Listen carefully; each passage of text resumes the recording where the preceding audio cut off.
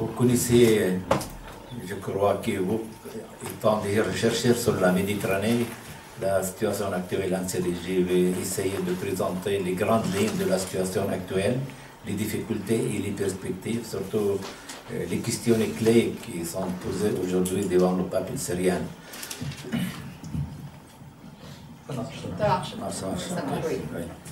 Et on laisse après la partie essentielle pour vous, pour poser les questions qui vous intéressent et auxquelles vous voulez avoir des réponses. Donc, comme vous le savez, la révolution syrienne elle a commencé totalement pacifiste. Il s'agit des démonstrations des gens qui cherchent simplement la liberté. Il n'y avait jamais même, et c'est très étonnant, des demandes, disons, à caractère économique ou bien de travail, malgré les difficultés économiques énormes en Syrie.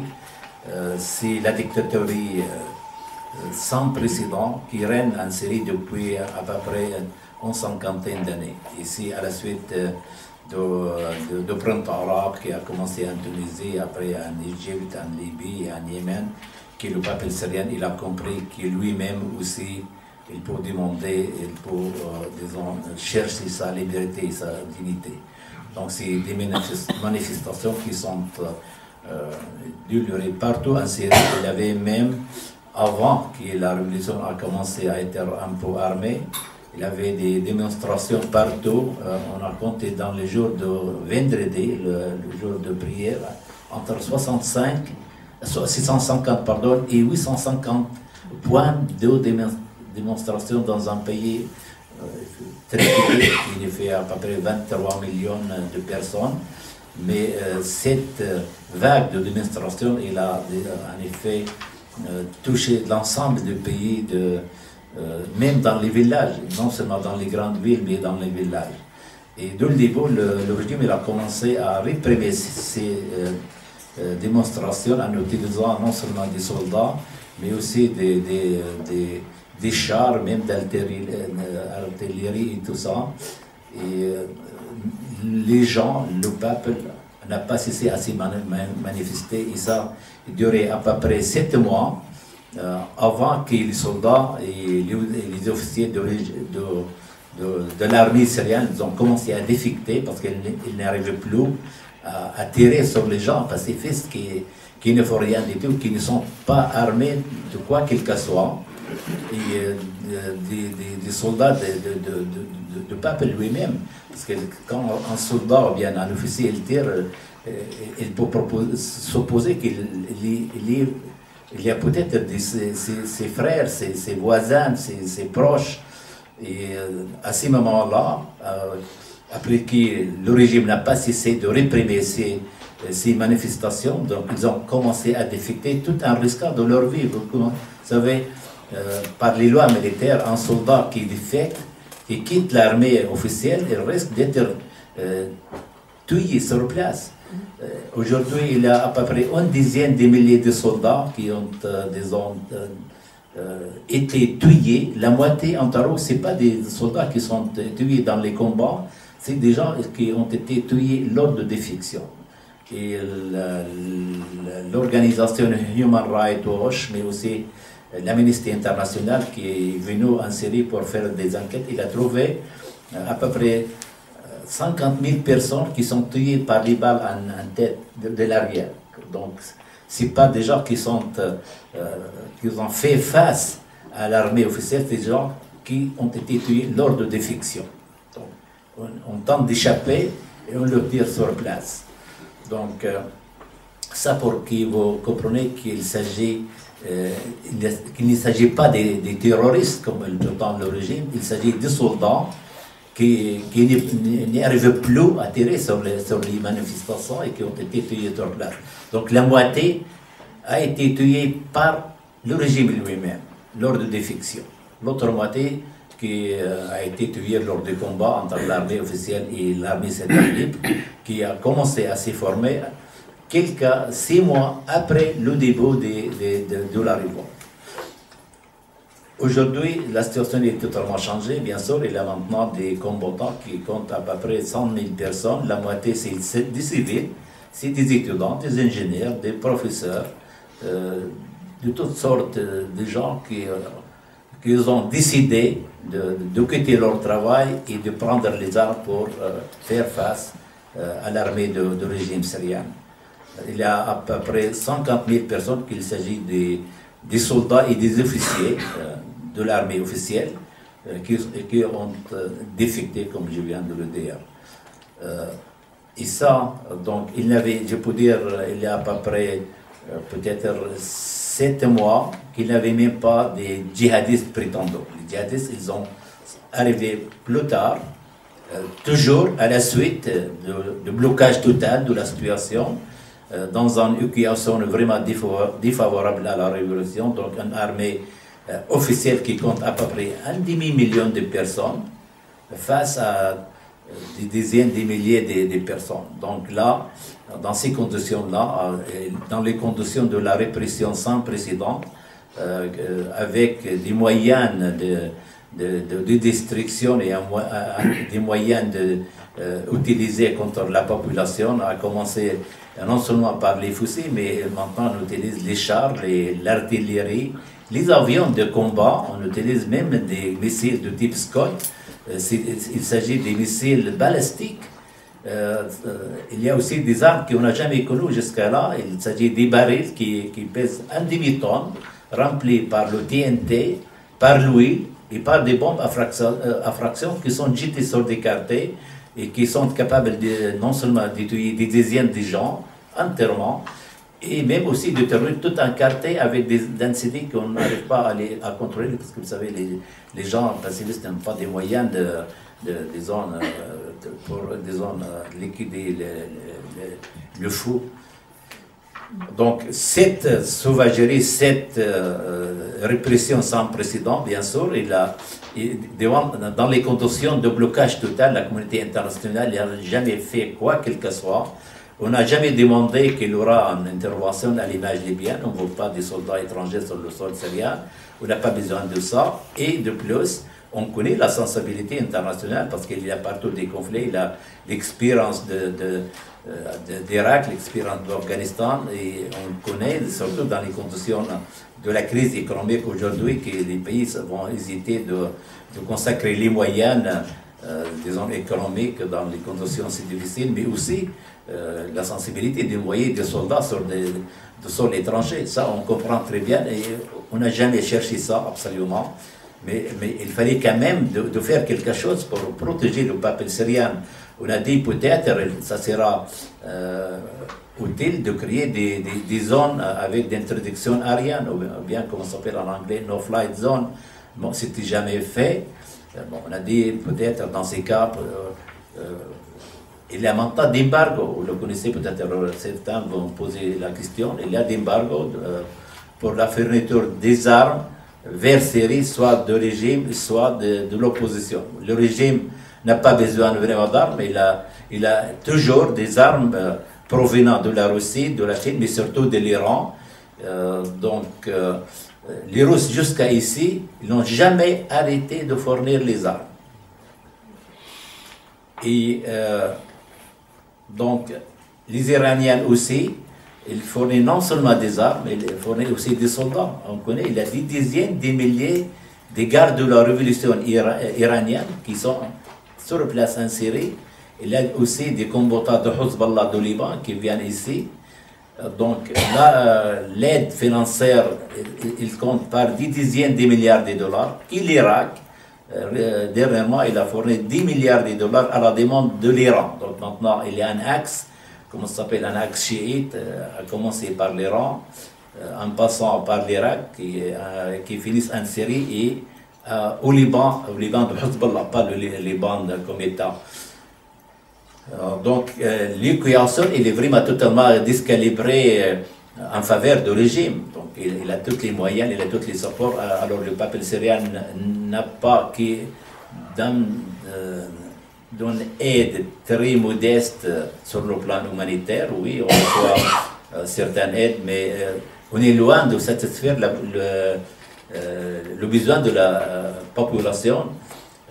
Peut-être vous connaissez, il y a maintenant entre 4 et 5 millions de personnes déplacées à l'intérieur de la Syrie, les gens qui ont perdu leur domicile, donc il a été bombardé, il a été détruit. Si peut-être vous regardez de temps en temps sur la télé, vous voyez des villes syriennes qui sont comparables aujourd'hui avec Stalingrad après la Deuxième Guerre mondiale. Donc la destruction, elle est absolument horrible. Donc, il y a à peu près, les chiffres officiels, il y a à peu près 70 000 personnes tuées et physiquement enterrées. Il y a à peu près 100 000 personnes qui sont perdues depuis 10 mois, ils ne sont pas en prison, ils ne sont pas chez eux. On compte qu'ils sont déjà dans l'autre monde et ils sont enterrés dans des fossés collectifs, comme c'était le cas en Irak au temps de Saddam Hussein. Il y a à peu près 100 000 prisonniers, 160 000 prisonniers qui sont systématiquement torturés. Donc il y a à peu près une centaine de milliers de blessés, avec une dizaine de milliers de handicaps qui se trouvent partout. Donc l'ampleur de cette catastrophe, elle est absolument horrible. Et toujours, le peuple syrien ne trouve pas des gens qui peuvent le défendre. En effet, le peuple syrien aujourd'hui, il défend la valeur de la liberté, une valeur, disons, humaine, entièrement. Et dans ces sens, on pense qu'il y a une certaine responsabilité de la communauté internationale de défendre ces peuples. Mais la situation elle reste toujours bloquée. Donc sur le plan des armes, on discute souvent ici et ailleurs avec les pays européens parce que l'action des États-Unis c'est une question à part. D'ailleurs, je viens de discuter il n'y a même pas 2 heures avec la vice-ministre des Affaires étrangères américaine qui vient juste d'arriver à Paris pour demander jusqu'à quand les États-Unis resteront comme ça dans une position qui n'est vraiment pas honorable. Là. Pour l'Union européenne, la France, la Grande-Bretagne, la Turquie, et même le secrétaire général de l'OTAN, ils ont une position très avancée. On connaît très bien que M. Laurent Fabius, il a tenté plusieurs fois de défendre ce dossier au sein de l'Union européenne, mais sans résultat jusqu'à ici. Il y a à peu près une vingtaine de pays européens, l'Allemagne en tête, certains pays de l'Europe de l'Est, mais aussi certains pays scandinaves qui refusent totalement de fournir l'arme à l'opposition syrienne. L'autre partie, je répète toujours, à savoir la France, la Grande-Bretagne surtout, mais ils sont pour, on ignore certaines déclarations, en particulier hier de M. François Hollande, qui dit qu'on ne va pas fournir les armes, qui, après avoir, disons, épuisé les possibilités d'une solution politique.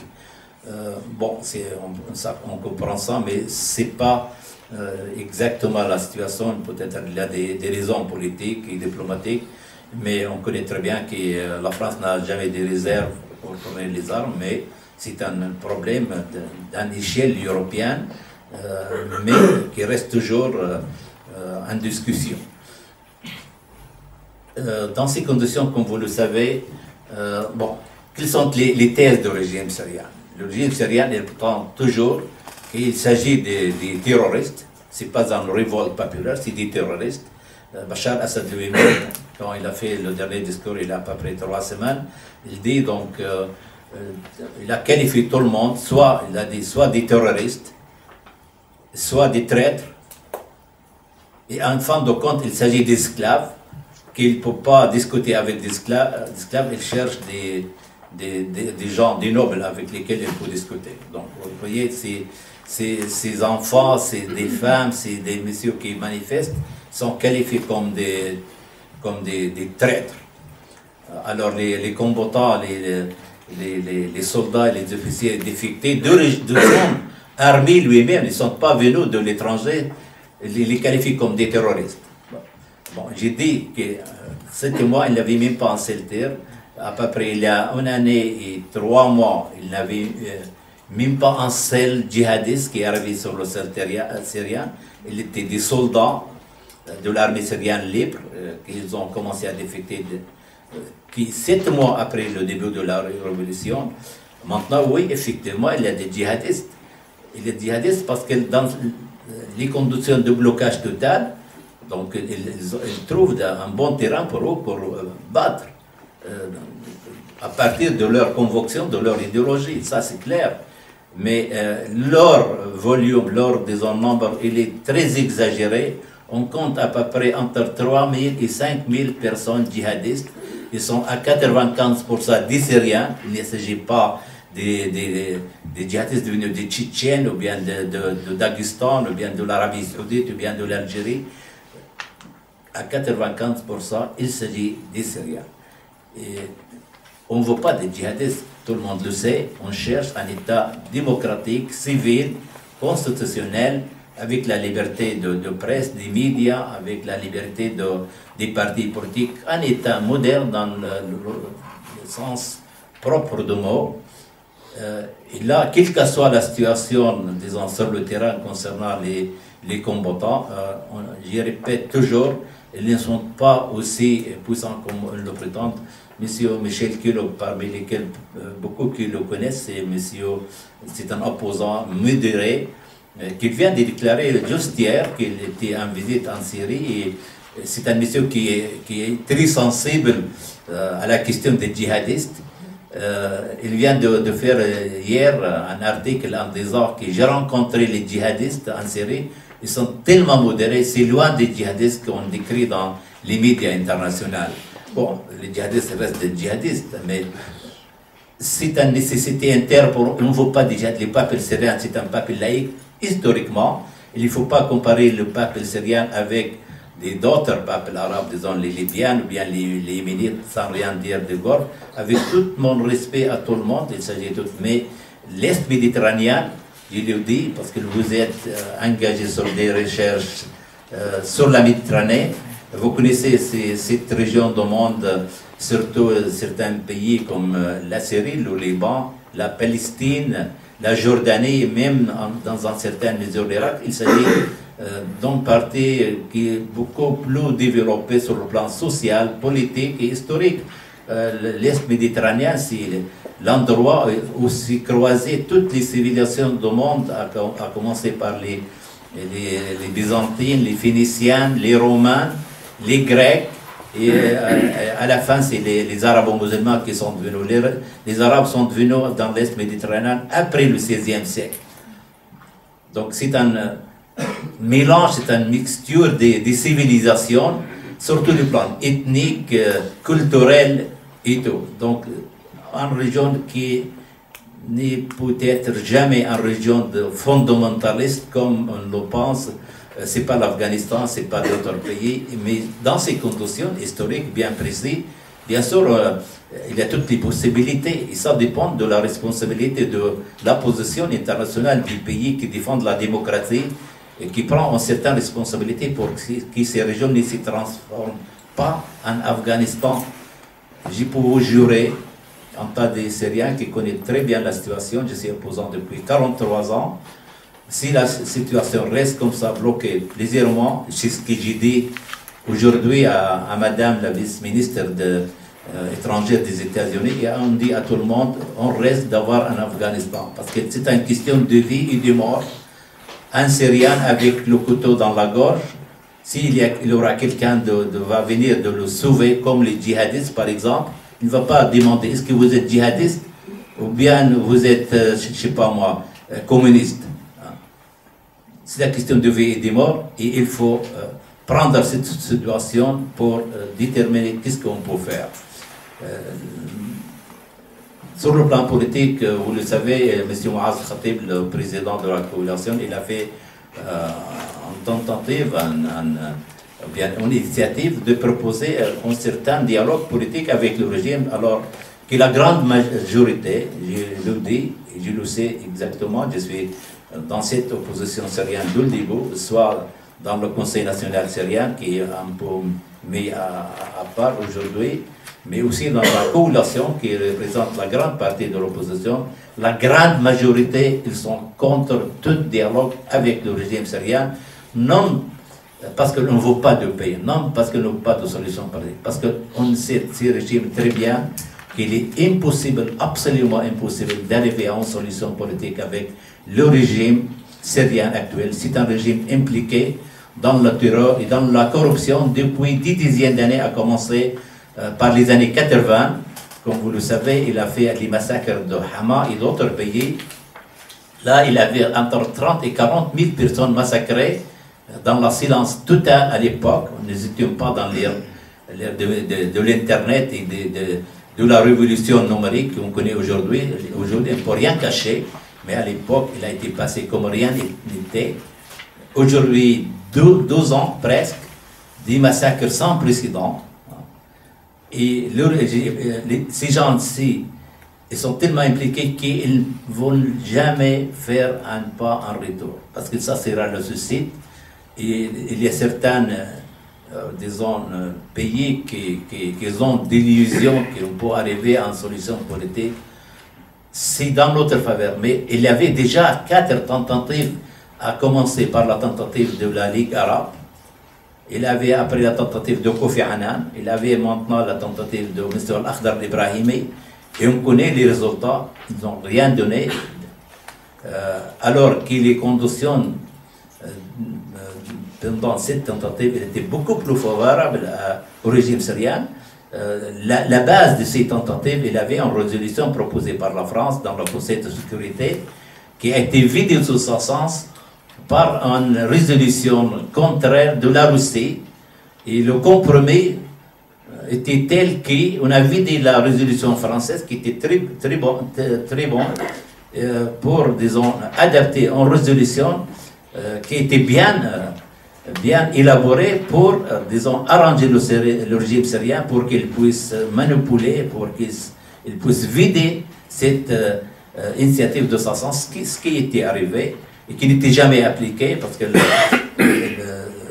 avait, disons, dans la mission de Kofi Annan, 6 points, à commencer par le retrait des troupes syriennes d'Hérault, et après, disons, de libérer les prisonniers, d'entrer dans le processus politique. Ça n'était jamais réalisé.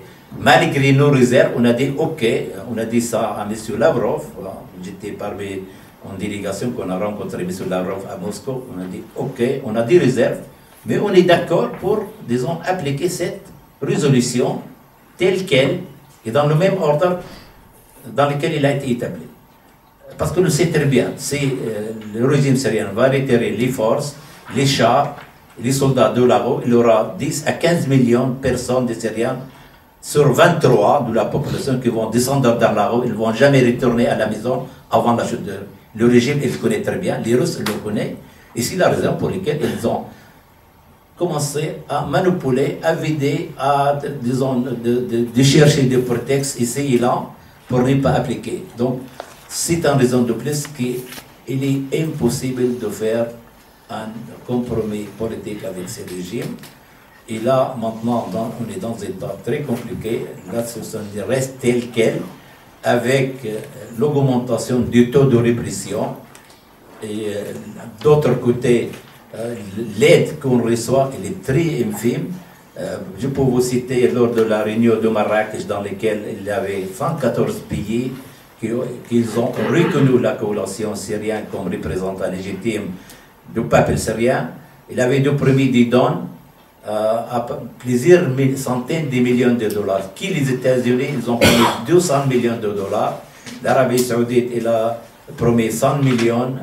Les Émirats Arabes Unis, ils ont 50 et ensuite. Vous savez combien on a reçu? On a reçu 400 000 dollars. Et ça n'était pas suffisant d'acheter la farine pour une petite ville syrienne. Maintenant, on n'a même pas, il y a beaucoup de villes qui n'ont pas de farine, on ne cherche pas tous les moyens d'organiser. Les gens, non seulement n'ont pas de farine, n'ont pas de pain. Parfois, il y avait plusieurs cas, peut-être certains parmi vous le connaissent, des gens qui rassemblent à peu près 2000 personnes rassemblées dans un champ devant une boulangerie pour acheter un demi-kilo de pain qui a été plusieurs fois bombardé par l'aviation syrienne. Les gens qui font le champ pour acheter le pain. C'est des sauvageries sans précédent. Et on est toujours là.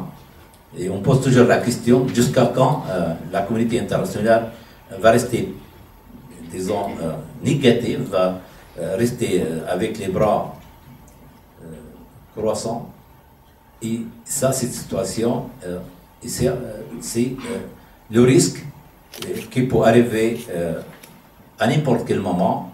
Et il ne faut plus, disons, on répète, il ne faut plus répéter qu'il y a, disons, des djihadistes. Les djihadistes, ils sont venus à cause de la passivité de la communauté internationale. Je dis encore, donc si la situation reste bloquée comme ça, on peut avoir n'importe quoi en Syrie. Bon, c'est grosso. Bon, j'ai deux mots pour dire aussi. Donc, le régime syrien prétend toujours comme c'est un mouvement des terroristes. Et encore, surtout, ils disent qu'il y a un complot, pas international, un complot mondial. Ils disent donc un complot mondial. Tous les pays font un complot contre lui. Pour vous simplement donner quelques, disons, quelques exemples pour élucider cette situation. Il y avait deux votes au niveau de l'Assemblée générale des Nations unies.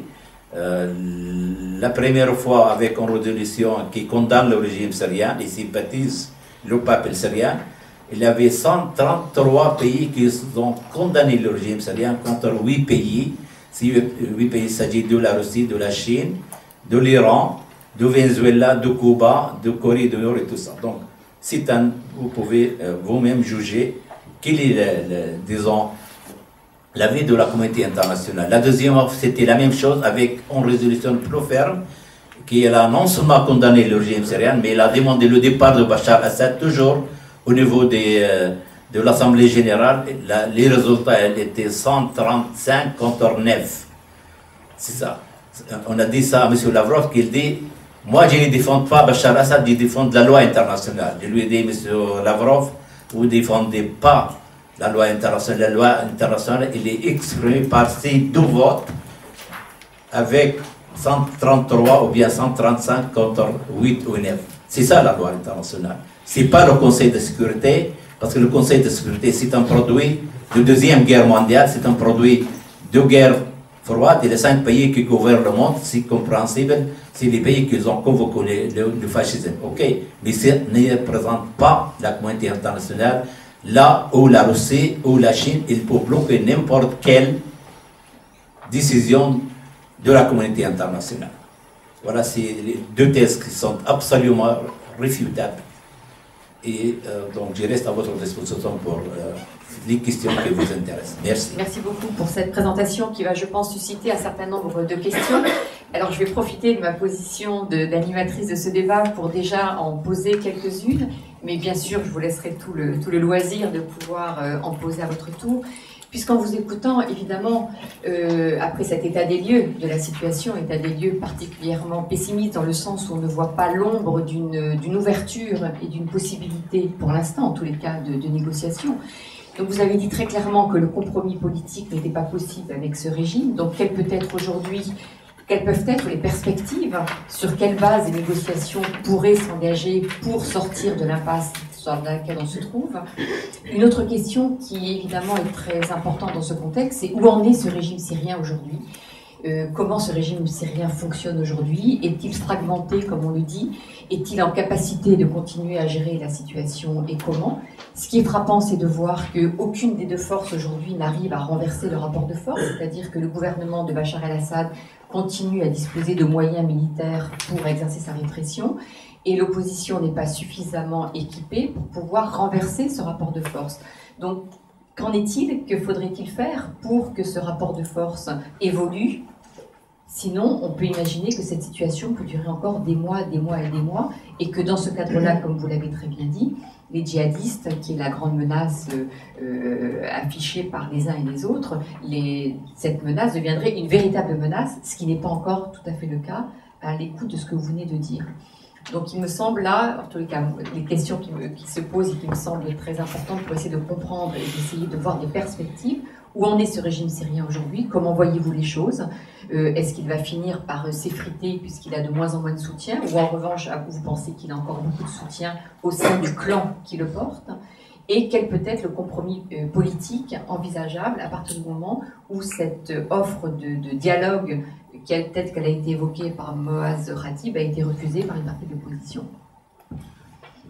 Oui, effectivement, donc les deux questions sont légitimes parfaitement. Donc pour la première question, justement, par la nécessité de chercher quelque chose, même avec des espoirs qui sont infimes, M. Moaz Khatib, tout en considérant sa responsabilité politique, parce que lui c'est à la tête de toute l'opposition, et aussi dans les conditions où il trouve l'état catastrophique en Syrie, donc il a fait une tentative de montrer une certaine souplesse, de proposer un dialogue qui n'était pas en effet, qui ne rassemblait l'unanimité de l'opposition. Je dis et j'y répète, la grande majorité de l'opposition, il est contre tout. Mais lui, il a violé cette situation, il a dit, ok, on va dialoguer, si le régime syrien, il accepte. Les résultats, vous le connaissez, vous l'avez souligné vous-même. Donc, il n'y avait aucun signe favorable de la part du régime pour commencer ou bien entamer un certain dialogue politique.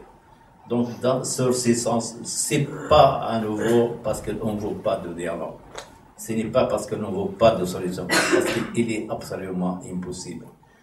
Jugez vous-même, Bachar Assad, il a dit la dernière fois, donc il a proposé son scénario.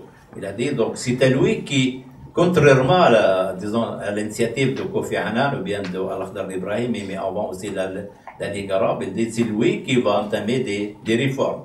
Alors il a déjà fait des réformes pour donner des prétextes aux Russes pour qu'ils puissent le défendre. Il a fait des élections parlementaires dans lesquelles, vous savez, le taux de participation il est inférieur à 5%.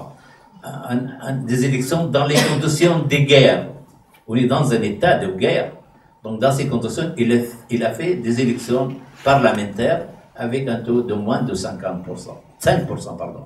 La deuxième chose, il a fait un référendum sur la Constitution. Apparemment, ce qu'il prétend qu'il a fait en Constitution moderne, réformée, tout ça. Donc, il a fait un référendum pour l'approuver.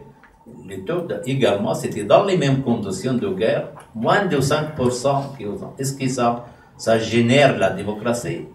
Il a fait il a changé la loi, disons, la loi d'urgence, en remplaçant par une autre loi plus dure encore.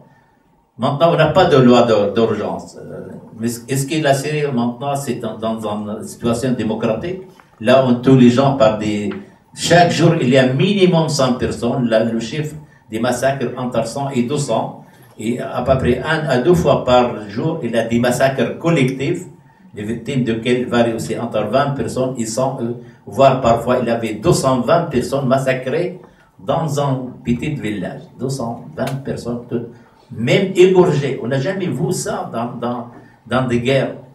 En grande partie, ils ne sont pas tués par des balles, ils sont égorgés par couteau, comme ça. On savagerie sans précédent. Donc, est-ce qu'il s'agit des réformes? De plus, donc maintenant il a proposé qu'il va faire un nouveau dialogue. Donc il va refaire des élections, refaire un référendum. Il a fait aussi une loi pour liberté des partis politiques. Est-ce qu'il a des partis politiques libres maintenant en Syrie? C'est ça des réformes qu'il peut attendre. C'est la raison pour laquelle on dit qu'on ne peut jamais espérer des réformes par ces régimes-ci. Bon, quelle est l'alternative? C'est une question légitime, bien sûr. On a expliqué comment le peuple syrien se trouve tout seul dans ces conditions. Il n'y a pas de miracle, mais on sait une chose, que le peuple syrien n'y va jamais retourner, quel que soit le prix à payer. Un peuple qui a déjà payé le prix, qui a déjà dit, chiffré quelque chose, un peuple n'y va jamais, parce qu'il n'y a plus rien à perdre. Rien à perdre. Les solutions immédiates, il n'y en a pas, mais il existe quand même, avec la détermination de les combats aussi, il faut aussi voir sur place. Effectivement, on n'est pas capable aujourd'hui de faire chuter le régime, oui, mais vous le savez, il avait aujourd'hui, hier, si vous voyez la situation, les combattants, ils entourent Damas. Ils agissent à l'intérieur de Damas. Ils ont libéré à peu près 65% de Alep. Alep, c'est le deuxième, il est plus grand même de Damas, et c'est le centre industriel de la Syrie. Il y a à peu près au moins 60%, toute la Syrie elle est libérée. C'est le nord, c'est l'est aussi, et le sud. Donc, il y a une avancée, mais il est toujours dans une situation critique, en balance que personne ne peut maintenant, disons, faire chuter l'autre. Ça, c'est clair. Même dans ces conditions, effectivement, la chose qu'on a besoin aujourd'hui, d'avoir certaines armes un peu spécifiques. Il ne s'agit pas, ne cherche pas d'avions, ne cherche pas des chars. On cherche simplement des petites missiles anti-aériens. Il s'agit de type de Stinger ou bien de Cobra ou même de SAM russe. Il s'agit de petites missiles comme ça que vous pouvez mettre ici, mais ils sont très efficaces. Ils sont de fabrication ou bien de principe thermique et leur efficacité elle est formidable, surtout les antimissiles américains de type de Stinger, mais aussi certains anti-chars aussi. On a pas mal aujourd'hui d'anti-chars. Je peux vous dire que peut-être 80% des armes utilisées par l'armée syrienne, il s'agit des armes conquises à l'armée syrienne officielle. Maintenant, ils ont une tactique d'attaquer les dépôts d'armes. Ils sont bien armés, sauf les armes, disons, qui peuvent faire abattre les avions ou bien les chars. Je parle presque tous les jours jusqu'à le matin avec des officiers qui agissent sur le terrain. Ils répètent toujours, on a des cas, on tire 20 tirs d'anti-chars, 20 tirs qui atteignent directement le char et qui n'est pas affecté comme vous tirez par un fusil. Donc maintenant, les Russes, ils fournissent des chars très avancés, très sophistiqués, qu'on ne peut pas détruire par des antimissiles classiques. Et c'est la raison pour laquelle on cherche, j'ai dit même à nos collègues ici dans le ministère et même à d'autres ministères, ministres européens, si vous ne voulez pas vous livrer là, levez l'embargo.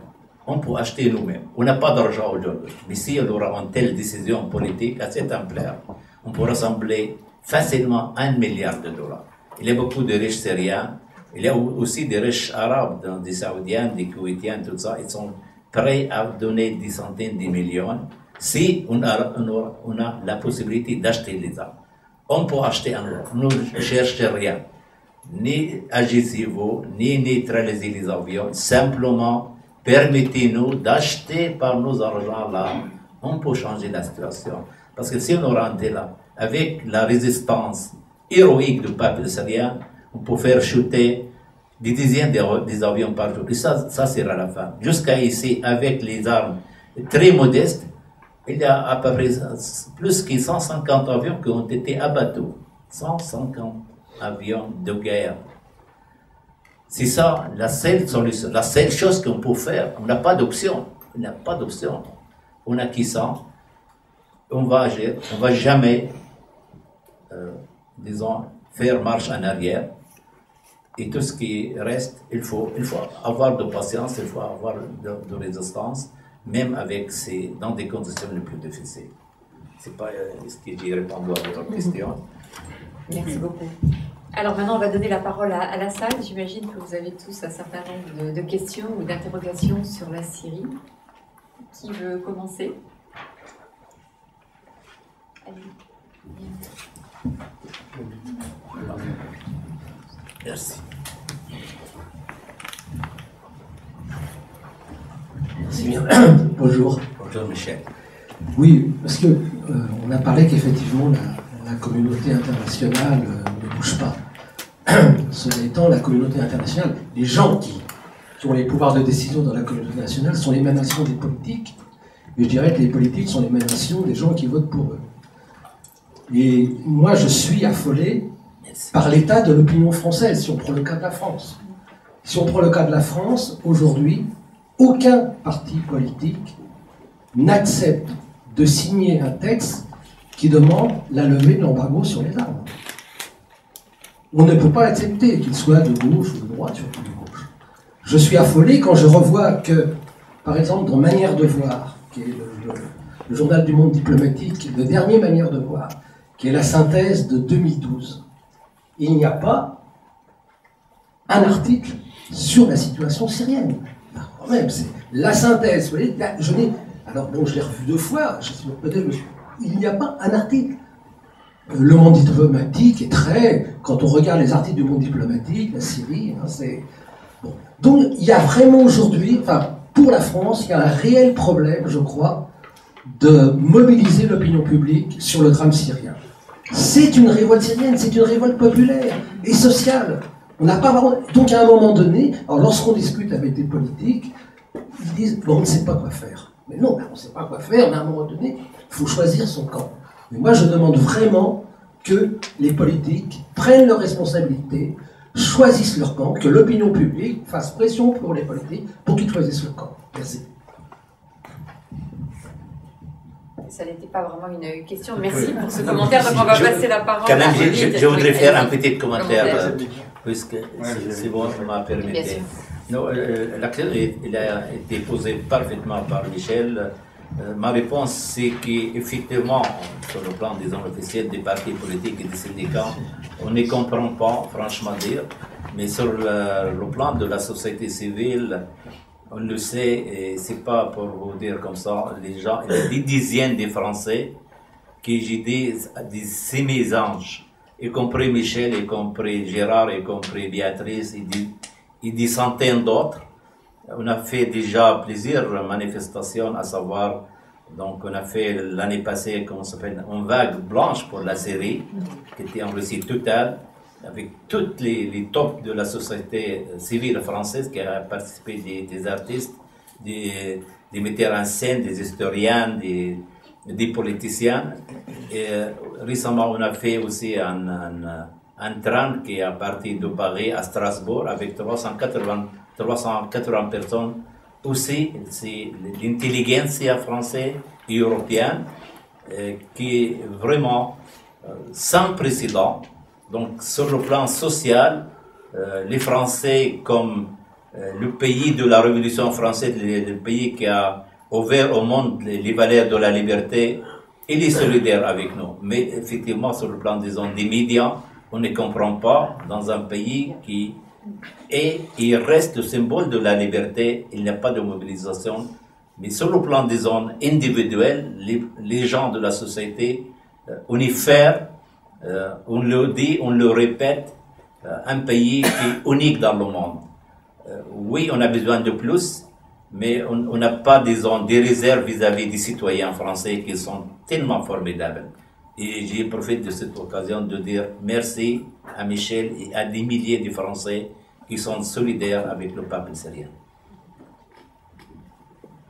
Je souhaite...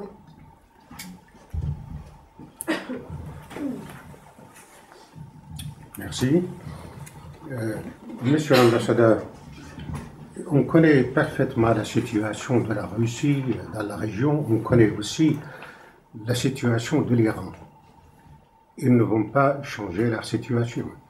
Ils vont fournir les armes, ils vont fournir les hommes au régime syrien. Qu'est-ce qu'il faut faire au niveau de la coalition à l'extérieur de la Syrie aujourd'hui pour infléchir la situation en fait des États-Unis ou bien l'Occident, les pays occidentaux, ensemble, y compris la France, l'Angleterre, qui chaque jour donnent une excuse pour ne pas fournir les armes aux Syriens. Et je rappelle qu'en 82, le massacre en Syrie de Hama, qui a quand même rasé des quartiers entiers, on le savait dans les années 80, ça a été parfaitement décrit par Michel Seurat dans ses articles finalement publiés dans ses livres « L'état de barbarie ». L'Occident le savait très bien, mais des responsables de ce massacre, depuis les années 80, ils se promènent en France, ils se promènent en Angleterre, en Espagne, et personne n'a osé les arrêter, mais ils sont protégés. Alors, je reviens en arrière, je dis, qu'est-ce qu'il faut faire au niveau de la coalition pour unifier les voix, et pour infléchir la pensée en fait de l'Occident, des États-Unis pour fournir les armes et terminer rapidement avec ce régime. Merci. Oui, c'est une question vraiment légitime. En ce qui concerne l'Iran, vous savez, là, le problème, il dépasse tout le monde. Les Iraniens, le régime de Mullah en Iran, c'est un régime étrange. C'est un mélange entre des confusions religieuses et une tentative de créer, de reproduire l'empire perse. On parle beaucoup de clivage sunnite-chiite aujourd'hui. Ça existe. Mais en ce qui concerne l'Iran, ça dépasse le clivage religieux. Il s'agit d'une tentative de créer un État perse, un empire perse comme il était. Et il tente de faire un pacte avec le régime de Bachar Assad, avec Hezbollah et avec le régime de Nourdin el-Maliki en Irak aussi. C'est un truc qui dépasse tout le monde. Mais là, il ne faut pas espérer que l'Iran va changer parce que l'Iran, il dit très clairement que la sécurité nationale de l'Iran, il est parti de la sécurité nationale de Bachar Assad. Ça, tout est clair, tout est dit. Sur le terrain, il y a des centaines, voire des milliers de combattants iraniens. Aujourd'hui, il y a même 2 jours qu'on décrit maintenant que les Iraniens forment aujourd'hui des milices spéciales pour rester sur place, même dans le cas de chute de Bachar Assad. En ce qui concerne la Russie, c'est un peu différent. Vous savez, on a parlé beaucoup que les Russes, ils ont une petite base navale à Tartus sur la Méditerranée, effectivement. C'est pas vraiment la cause. Ça ne présente pas de grandes choses. C'est une petite base pour, disons, fournir de l'eau douce ou bien d'autres choses pour les navires russes qui passent dans la Méditerranée. L'action est plus compliquée. La position russe, il est conditionnée surtout par le fait qu'ils ont peur du printemps arabe. Vous connaissez le sud caucasien de la Russie, il s'agit d'un sud entièrement musulman. Et il y a déjà des problèmes. Vous connaissez le problème de la Tchétchénie, maintenant il y a un problème en Daghestan.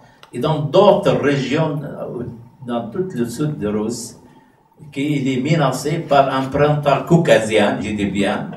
Je connais bien la Russie. Aussi, il y a un autre problème qui concerne l'espace géopolitique russe en Asie centrale. Il y a 6 pays qui sont aujourd'hui indépendants, à savoir le Kazakhstan, le Turkménistan, l'Ouzbékistan et tout ça. Donc 6 pays de l'Asie centrale qui sont considérés toujours dans l'espace stratégique russe, divisé avec les Américains. Les Américains, ils ont le monopole sur le Moyen-Orient. Par contre, les Russes, ils ont d'autres parties. Ces pays d'Asie centrale, ils sont aussi tous de religion musulmane. Et maintenant, dans les conditions, disons, des contradictions sociales, de la corruption sans précédent, des régimes dictatoriaux, peut-être parmi eux, il y a certains qui connaissent la situation en Turkménie, par exemple. En Turkménie, il y avait un Turkmenbacha, comment ça s'appelle, c'est à l'image de Staline. Et ça répète pratiquement dans toutes les républiques dans l'Asie centrale. Donc, les contradictions politiques et sociales, ils ont déjà fait une maturation pour avoir un printemps, disons, de l'Asie centrale. Bien, ça aussi, c'est une menace. Et dans ces conditions, donc, la Russie va perdre un espace géopolitique très important. Il n'est pas contrôlable. Je peux vous dire, le frontière entre la Russie et les républiques d'Asie centrale est aussi grand que celle, le frontière entre le Kazakhstan et la Russie, elle fait 500 km. 7100. Personne ne peut contrôler la moitié. Il se trouve dans la Sibérie orientale, l'autre moitié dans des conditions semi-désertiques. Donc ça aussi qui fait peur aux Russes. Ils ont peur du printemps arabe, ou bien il sera un printemps caucasien, ou un printemps d'Asie centrale. La chose la plus grave encore pour eux, vous connaissez maintenant la Russie. La Russie ils disent qu'il est transformé de l'Union soviétique dictatoriale en État démocratique. Il n'y a pas de démocratie en Russie. Et M. Poutine lui-même, il a dit texto, il dit, nous n'avions jamais une démocratie en Russie. On n'a pas aujourd'hui, il n'aura jamais une démocratie à l'image occidentale. Hein. Donc, la situation en Russie, c'est un État mafieux. C'est le mafia qui gouverne la Russie aujourd'hui. Et dans ces conditions, et dans les conditions d'une révolution numérique, maintenant, le monde, vous connaissez, c'est un grand village. Il y a une opposition russe qui monte en flèche aujourd'hui en Russie, qui est capable à mobiliser 100 000 à 120 000 personnes en démonstration en Moscou. Jamais arrivé, ni pendant la période soviétique, ni aujourd'hui. Maintenant, l'opposition russe aussi, il menace d'emprunter russe. Et c'est ça à l'origine. M. Poutine, il tente de faire convaincre la population russe qu'il est capable de reproduire la puissance de la Russie en temps de puissance mondiale comme il était au temps de l'Union soviétique. Et ça, s'y trouve beaucoup de sympathie de la population il y a certains qui peuvent faire revivre la puissance de la Russie. Et surtout pour, disons, faire face à l'opposition qui monte. Donc c'est une bataille politique interne aussi qui fait, disons, accentuer la situation. Si tout ça est à l'origine de la position russe, ce n'est pas des intérêts, bon, ils ont des intérêts en Syrie, bien sûr, ça c'est clair, mais ils ne peuvent pas justifier une telle position. On a tenté de convaincre les Russes. Vous avez des intérêts stratégiques en Syrie. Ok, pas de problème. On n'a pas l'intention de fermer cette série sur un tel ou tel pays. Vous pouvez rester là, vous pouvez, disons, rentrer dans une concurrence avec les autres pays. On n'a pas l'intention de vous chasser de la Syrie. Il y a des relations effectivement très amicales entre le peuple syrien et les Russes parce que ça a commencé dans les années 50 avec des problèmes avec des pays occidentaux. Là, la Syrie a commencé à acheter des armes de la Russie jusqu'à maintenant. Toutes les armes syriennes sont d'origine russe. On comprend très bien, même s'il y aura des problèmes, donc on va transformer toutes les armes en ferraille.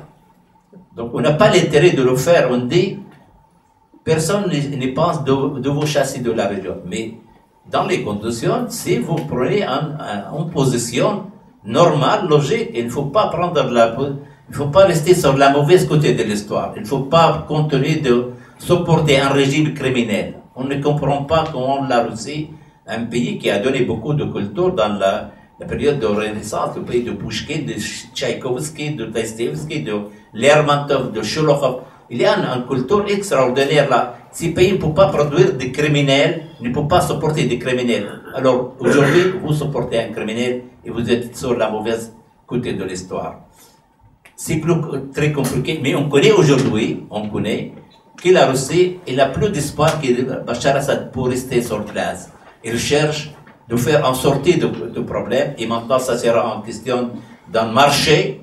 Il faut penser dans le marché avec les Américains probablement, dans lesquels ils vont rentrer non seulement des problèmes régionaux, mais aussi des problèmes non régionaux, à savoir peut-être le système de défense antimissile que les Américains sont en train de construire en Pologne et en Tchécoslovaquie. Ça peut-être. Donc la situation est beaucoup plus compliquée qu'on le pense. Hein. Il y avait une autre question concernant j'ai oublié la troisième. C'était ma question, en fait. Qu'est-ce qu'il faut faire à l'intérieur de la coalition? Bon, la coalition, oui, ok. Pour infléchir, si vous voulez, la situation de l'Occident. Sur le plan des hommes de l'opposition lui-même, je ne dis pas qu'on est dans un état excellent, un état parfait. Mais de façon relative, maintenant, l'opposition, il est unifiée. Et la coalition, il ressemble la grande partie de l'opposition, y compris le CNS. Le CNS, il avait une bonne représentation, mais il n'a pas représenté toute l'opposition.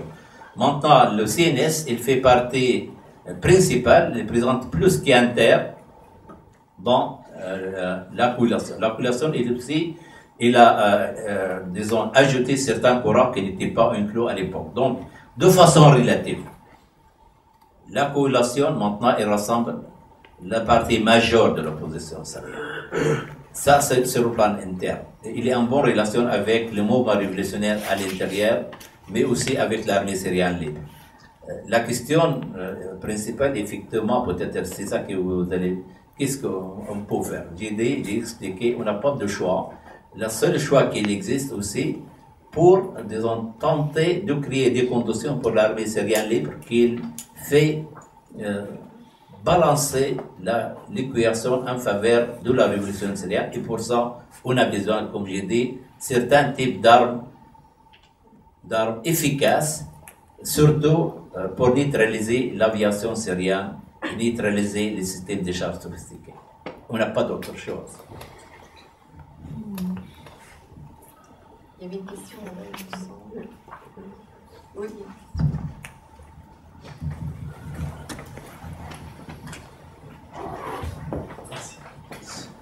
Bonjour Monsieur l'Ambassadeur, Étienne Saoud, étudiant à l'IRIS. Je me posais la question de savoir comment se projette la coalition après. Imaginons qu'aujourd'hui on trouve une solution. Dans cette hypothèse, que propose la coalition pour les changements à venir en Syrie? Merci. Okay. Sur ce plan, oui, effectivement. Donc, il y avait beaucoup de discussions sur ce sujet. Il y avait une conférence qui est tenue au Caire il y a à peu près une année, qu'il a adaptée, dans laquelle il a participé tous les courants politiques syriens, y compris les courants modérés, donc disons Haïssam Manna, Hassan Abdelazim, Michel Kilo et les autres. Donc il avait une participation presque tous les courants politiques. Et dans cette réunion, on a adapté deux documents. Le premier document, c'est les principes concernant l'image de la Syrie du futur comme un État démocratique, civil, surtout contrairement à des gens qui, comme les vrais musulmans, parce qu'ils cherchent un État de charia ou bien un État. Donc même les vrais musulmans, ils sont d'accord avec un tel État. En tout cas, ce qu'ils déclarent, on ne sait pas qu'est-ce qu'il sera l'attitude réelle dans 5 ans, ça reste à savoir. Mais ils sont tous d'accord donc pour un Syrie libre, démocratique, civil, un état de constitution, d'institution, liberté de la presse, des médias, liberté de formation des partis politiques, division de pouvoir, tout comme un état moderne comme on le voit en Europe presque, grosso modo. Bon, on est loin d'arriver, c'est une question de maturité sociale et politique, ça c'est clair.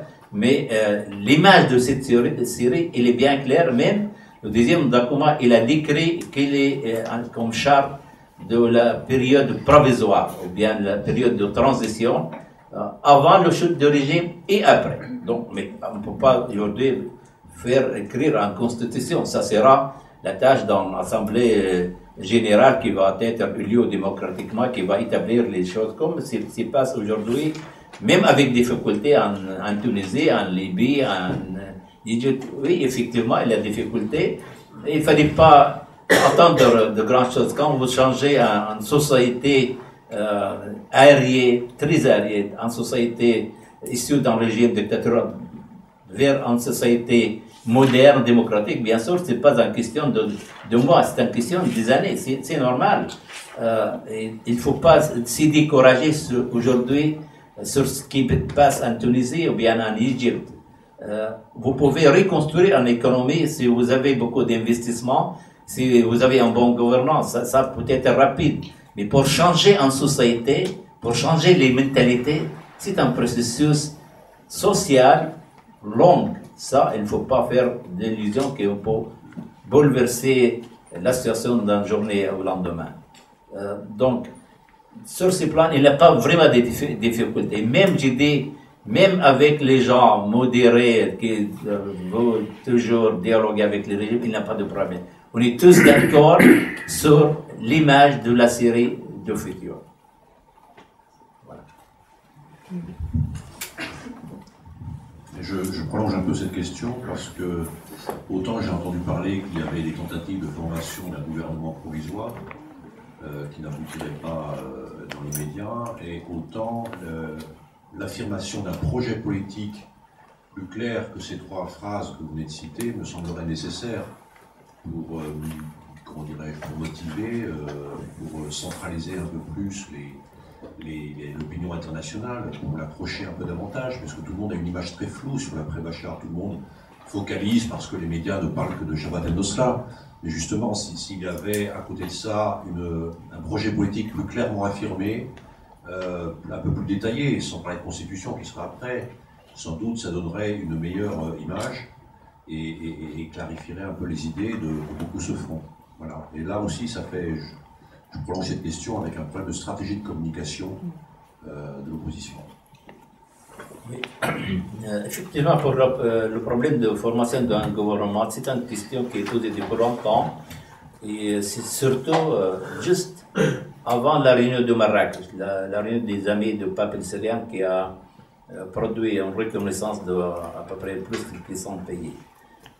Donc 3 jours avant cette réunion était à 12 décembre, donc le 9 décembre, certaines disons, forces internationales et régionales, ils ont proposé qu'il faut un gouvernement pour, disons, mieux justifier la question de reconnaissance de la population comme représentant légitime du pape syrien. Nous étions réunis le 9 au Caire pour justement dégager au moins un chef de gouvernement qui va former ce gouvernement. Malheureusement, on n'est pas réussi à le faire parce qu'il y avait certaines réserves concernant si on forme un gouvernement sans les moyens, il ne peut rien faire. Il faut s'assurer d'abord que les forces disons, régionales et internationales peuvent donner des garanties qu'ils vont aider ou bien supporter tel gouvernement par certains moyens qu'ils puissent, disons, fonctionner. Et donc, la question n'était pas décidée. Il a été repoussé 2 semaines après. Il a été gelé par les mêmes raisons, puisque personne n'a dit quoi qu'il que soit. On n'a aucune garantie que ce gouvernement peut fonctionner.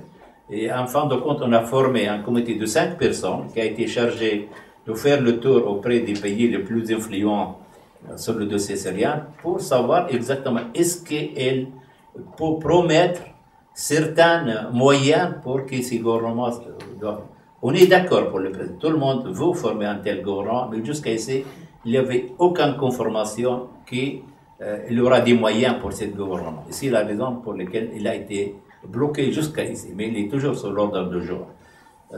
Certains pays ils disent de plus, on peut reconnaître un gouvernement, on ne peut pas reconnaître un corps politique comme la coalition. On a besoin d'un tel gouvernement, on a besoin pour pouvoir gérer la situation dans les territoires libérés. Vous savez, on a besoin là du tout. On a besoin pas d'eau, pas d'électricité, pas de médicaments, pas d'école, pas des hôpitaux. Donc, pas de justice. Maintenant, on tente de créer certains tribunaux et remplacer, pour profiter de l'occasion, les gens de Jabat et les autres, ils ont commencé à créer des tribunaux à l'image du charia. Et récemment, donc j'ai dit, le pape syrien, c'est un pape laïque, c'est pas un pape de charia. Donc ils ont chassé tous, ils ont créé des tribunaux civils comme partout dans le monde moderne. Mais il faut un gouvernement qui puisse joindre, parce que la coalition, c'est un corps politique, elle fait effectivement quelque chose. On a créé des conseils locaux, des conseils dans toutes les 14 provinces, mais aussi des sous-conseillers qui peuvent un peu agir sur surtout la distribution de l'aide humanitaire qui est très importante. Donc la question, elle est posée, elle est toujours là. Sur la question disons, des institutions ou bien d'image pour le futur. J'ai cité les 2 documents de Caire. Effectivement, il y en a beaucoup plus. Il y avait 2 ou 3 congrès qui sont consacrés à cette question, à savoir, il y avait une conférence qui a été organisée par certains pays européens, mais aussi par les activistes syriens, qui a duré à Berlin, sur le titre « Le jour après », c'était en anglais « The Day After ». Donc, élaborer tout un programme pour comment gérer la situation après le chute de régime. Ça. Il y avait 2 autres à Istanbul, l'autre a été organisé par le Centre international des études stratégiques, c'est américano-syrien qui se trouve à Washington.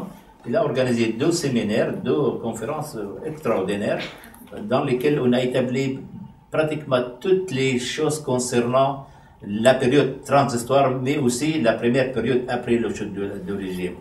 Il y avait aussi une conférence consacrée à la justice transhistoire, la question, disons, des tribunaux, la justice de droit civil, de droit international, tout ça.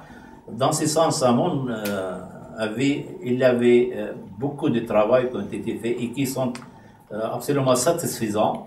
Donc, on n'a pas, bien sûr, élaboré tout, mais l'essentiel, il est déjà sur place et il fait, surtout ce qui est très important, il fait l'unanimité de tout le monde. Tout le monde est d'accord, il n'y a pas des accords sur cette question. Ça est bien. Notre problème, justement, qui a été posé par tout le monde, par vous surtout, qui comment traverser cette crise, comment traverser ce blocage, comment assurer, disons, un certain changement de balance des forces. Là, il reste en terre. Personne n'a la réponse satisfaisante. C'est un pari qu'il faut, disons, vivre et il faut aussi élaborer quelque chose, trouver des solutions, disons, créatives pour sortir de cette situation. Je dis toujours, personne n'a la réponse, disons, satisfaisante aujourd'hui. Il me semble qu'il y a encore une question là-bas. Monsieur l'ambassadeur, Vincent Vesulval, étudiant à l'IRIS, j'ai un mémoire sur la place des chrétiens d'Orient dans le conflit syrien. Et je voudrais savoir ce que vous pouvez nous dire sur la place des minorités chrétiennes en Syrie, actuellement pendant le conflit, et à quelle place elles auraient dans la société syrienne, dans une hypothétique Syrie d'après Bachar el-Assad. Merci beaucoup. Oui, c'est une question qui se pose beaucoup, non seulement des chrétiens, mais c'est d'autres minorités, à savoir surtout les alaouites, qui sont font la partie importante du problème. Je prends d'abord le problème des chrétiens. Je peux vous jurer, assurer, il n'y avait jamais un problème pour les chrétiens en Syrie et dans l'histoire, jamais. Moi, j'ai quitté la Syrie quand j'avais 18 ans, j'étais dans l'école à Latakia, donc là, il y a beaucoup de chrétiens. Latakia, c'est une ville sur la Méditerranée. Nous n'avons jamais su qui est chrétien et qui est musulman, sauf si quelqu'un s'appelle Michel ou Georges. Enfin, vous connaissez ça, c'est Michel. Personne n'a cherché de savoir, non seulement chrétien, musulman, mais aussi alaouite et sunnite aussi. Ça, c'était créé par le pouvoir criminel pour diviser la société, pour jouer sur les différences ethniques ou, disons, confessionnelles. Et même aujourd'hui, je peux vous dire que dans le rang de la révolution, le pourcentage des chrétiens, il dépasse leur pourcentage dans la population syrienne. Partout. Hein. Donc, les chrétiens ne sont pas en menace, mais il y a des tentatives de régime de monopoliser cette question des chrétiens. Ils tentent de convaincre les minorités que lui, c'est le protecteur des minorités, le protecteur des chrétiens, des alaouites, des ismaélites et des druzes, etc. C'est faux. C'est absolument, c'est une exploitation politique pure et simple. Et je ne trouve pas aucun problème. Je suis syrien, malgré un exil de 43 ans, mais je connais très bien. On n'a jamais senti et personne n'a aucun sens de discrimination contre tel ou tel. On est très laïque, je répète, on est issu d'un mélange de civilisations. Les Arabo-musulmans, ils sont arrivés au XVIe siècle dans l'Est méditerranéen, en Syrie et au Liban, tout ça. Sur le problème de Alaouite, oui, il y a un problème.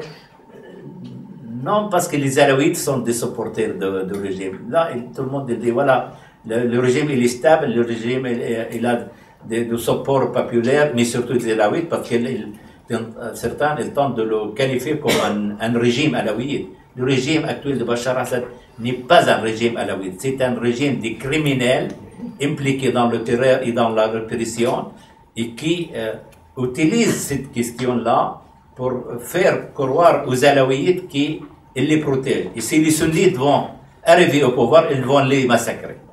Il y avait effectivement des problèmes dans les années 80 où les frères musulmans ils ont fait des assassinats à caractère, disons, confusionnel contre certaines figures alaouites.